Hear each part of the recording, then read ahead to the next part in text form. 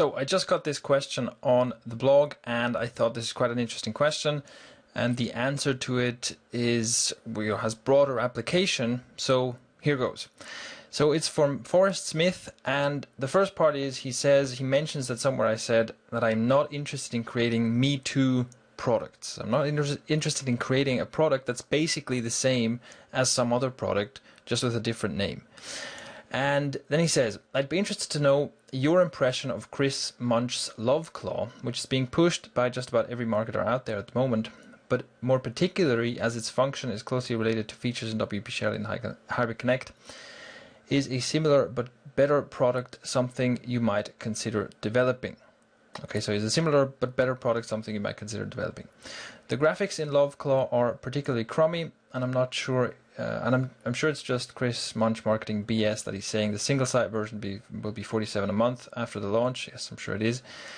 So I believe there's plenty of room for a competing but better product in the marketplace. All right, so let's have a look at this product itself, LoveClaw, which they call an emotional technology. I guess that's supposed to be emotional traffic technology or something like that. Never mind.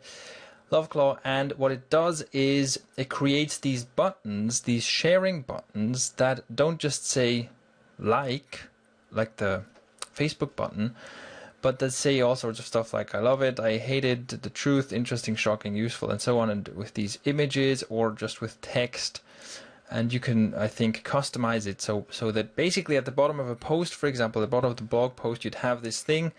Instead of just a like button, you'd have this choice of emotions. I like it, I love it, I hate it, whatever. And when people click on that, it initiates a share. So, is this something that's interesting to develop, a better version of? Now, there are two things that I'd be looking for if I were trying to assess, should I essentially go in and create a competing product to this.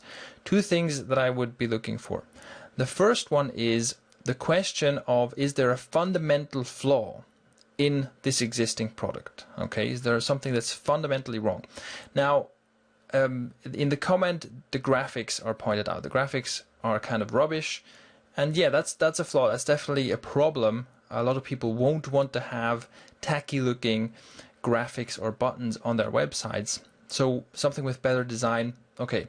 It's not a huge flaw though. It's also something that's easily fixed. So when I talk about a fundamental flaw, an example is from Sharely, right? Sharely is essentially a share gating or a social share locking software. And it's certainly not the only one of its kind. But why did I want to have my own product there? Why did I want to create something new when there were already so many alternatives available? Well, I had an idea of this is the most effective way of using a share gate, and I couldn't find any plugin that would let me do that, or that was built to do that. Right? Most of the share gates have some kind of an idea about how to use share gates that is quite far removed from what I believe the best way to use them is, and that's a fundamental flaw. And more so than design, which was another thing that most of them are ugly as sin, and I wanted something that looks better. But that was for me then reason enough to go in and create something on my own. So the question is, are there fundamental flaws in the user flow, like in the way users use these buttons and the sharing happens? And is there something that could fundamentally be improved about that? That's the first question. The second question is, is this successful in terms of, can this stand on its own feet? Because right now this is apparently being launched, and there's pricing scarcity, right? It says the price will go up dramatically very shortly, and affiliates are pushing traffic at it. Now, you can sell pretty much anything under these circumstances, right? With a low enough price and pricing scarcity and enough buzz of people promoting it, you can sell a piece of crap, and you can sell lots and lots of it. But that doesn't make a successful business or a successful product. That just makes a bit of money in a launch. So what I'd want to know is, does this stand on its own feet? Meaning that after the launch buzz has died down, after the excitement has died down, and after the normal prices are set, does this still sell? Do people still come to this?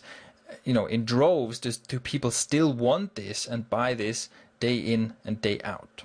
If those are two yeses to those questions, then I would consider creating a competing product. As for, and so, am I going to create a competing product? Very likely not, because I already have a ton of other stuff I'm working on. But I wanted to share this because it's basically a bit of insight into how I think about entering a market, right? And you can apply the same principle to whatever markets you're scoping out. As for the suggestion of somehow adding this functionality to HyperConnect or WP Sharely, no. And simply because, especially with Sharely, which is fundamentally about bribing people to share your stuff, and this is about eliciting an emotional response from people, I think if you try to combine those two, they would just dilute each other, right? You either give people a prod saying, hey, share this and I'll give you something, or you give them a prod saying, hey, how do you feel? You should share that. If you try and somehow combine those two things, I think that just creates a conflict.